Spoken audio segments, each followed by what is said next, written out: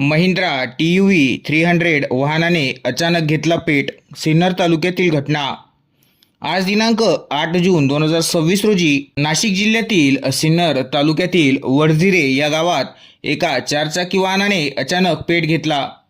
यात प्राप्त माहितीनुसार सिन्नर तालुक्यातील वडझिरे गावात महिंद्रा TUV 300 चारचाकी वाहन क्रमांक MH04 JV 9224 हे वाहन वडझिरे गावातून सकाळी 7:15 वाजताच्या सुमारास MIDC कडे जात असताना अचानक वाहनाच्या बोनेटमधून धूर निघत होता. हे पाहून वाहन चालकाने वाहन रस्त्यात थांबवले आणि बघता बघता काही वेळातच वाहनाने अचानक पेट घेतला. सदर घटनेनंतर तात्काळ सिन्नर नगर परिषद येथील अग्निशमन दलाला पाचारण करण्यात आले व आग आटोक्यात आली.